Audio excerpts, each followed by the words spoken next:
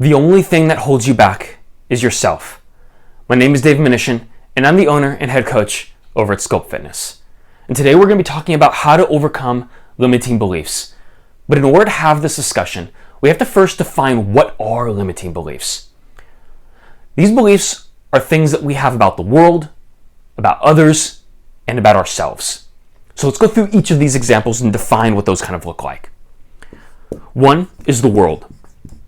A real simple example of what we believe about the world is there's just not enough time in the day to get certain things done. There's not enough time to exercise. There's not enough time for me to apply to a new job. There's not enough time for me to pursue this thing that I want to pursue. And so the world is preventing you or somebody else from taking certain actions. Number two is others. If I go to the gym, others will judge me. If they see me in the weight section, they'll think I don't know what I'm doing. They'll perceive me as a certain thing. And so you personify your beliefs about other people and automatically tell yourself what they're going to think before you've even given them a chance. Another limiting belief.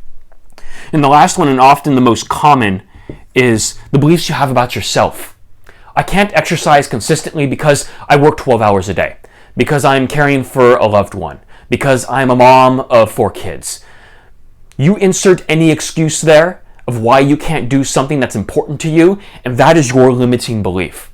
And these are things that I hear all the time as a coach. And honestly, they're hurting yourself more than they're hurting anybody else.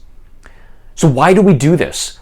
Why would we self-sabotage and prevent ourselves from accomplishing the things that we say that are important to ourselves? It's for one simple reason. Certainty.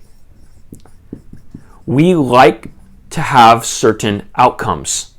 We want to know that if this occurs, then that is the outcome. We want to know that if we put in X, Y happens. And as long as the world functions in this way of which we believe, we always know that that is the case. Because if it wasn't, we would have to take responsibility. The power would then be in our hands. And it would only be our fault if the things that we wanted to be true weren't true. And that's honestly the way to get out of your limiting beliefs. It's the way to overcome them. The first step is taking responsibility.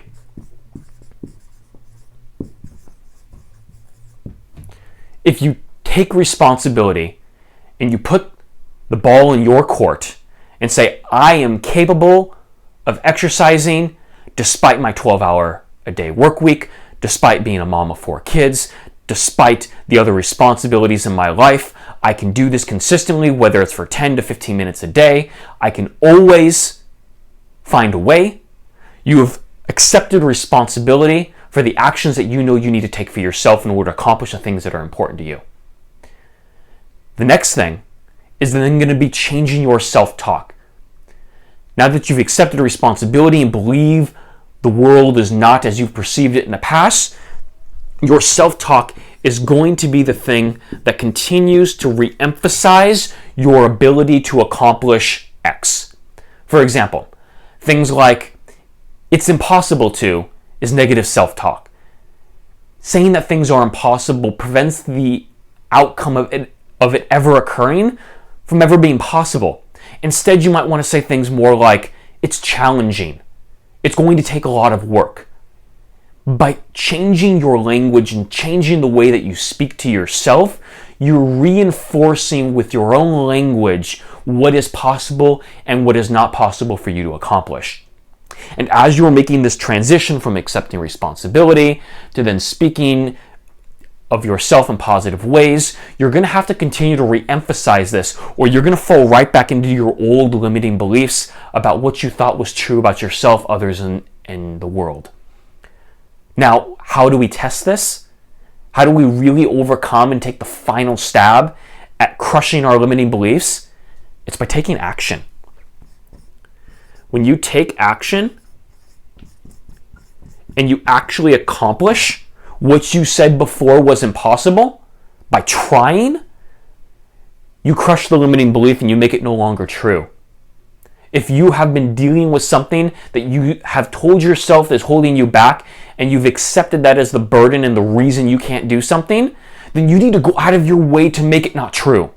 Because then you prove to yourself that it is possible, and the only one that's holding you back is yourself.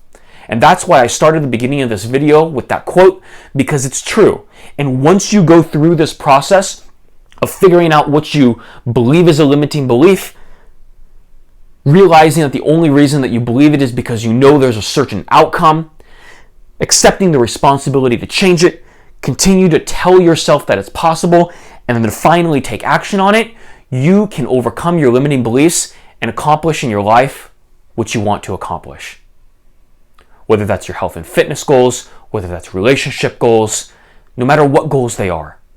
Because what you accomplish in the gym, what you accomplish in your area of health and fitness, the process in which you get there apply to every other aspect of your life.